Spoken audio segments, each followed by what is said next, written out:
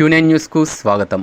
నిజామాబాద్ జిల్లా సిరికొండ మండల కేంద్రంలో ఈరోజు జరిగే గణేష్ నిమజ్జనం సందర్భంగా Q9 న్యూస్తో సిరికొండ ఎస్ఐ ఎల్ రామ్ మాట్లాడుతూ శోభాయాత్రలో ఎటువంటి గొడవలు జరగకుండా జాగ్రత్తగా ఉండాలని, సమన్వయం పాటించి సమయానికి గణపతి నిమజ్జనం చేయాలని సిరికొండ ఎస్ఐ ఎల్ రామ్ తెలిపారు. ఎవరైనా గొడవలు సృష్టించాలని చూస్తే కఠినమైన చర్యలు తీసుకుంటామని తెలిపారు.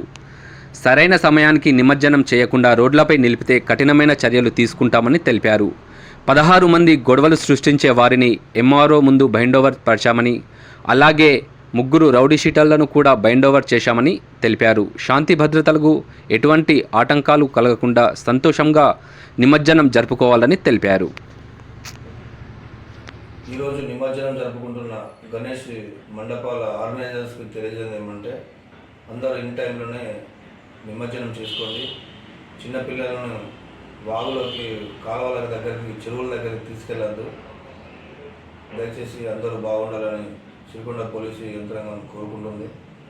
అదేవిధంగా ఇప్పటి వరకు ఇంతకుముందు గతంలో గణేష్ మండపాల దగ్గర గొడవలు చేసుకున్న వారిని దాదాపు 14 మందిని, వాళ్ళను 3 రౌడీ షీటర్లను బయట వేసినాం. ఎక్కడన్నా ఎలాంటి సంఘటనలు జరిగినా కానీ చట్టరీత్యా చర్య తీసుకుంటాము. సిరికొండ మండలంలో చాలామంది గణేషులను రోడ్ల మీద పెట్టేసి వాళ్ళు ఇంటికి వెళ్ళి మరుసటి రోజు వచ్చి నిమజ్జనం చేస్తారని చెప్పి మా దృష్టికి వచ్చింది. అలాంటిది ఏం జరిగినా కానీ చాలా ప్రాబ్లమ్స్ అవుతాయి. డీజే తీసుకొచ్చి మేము స్టేషన్లో పెడతాము.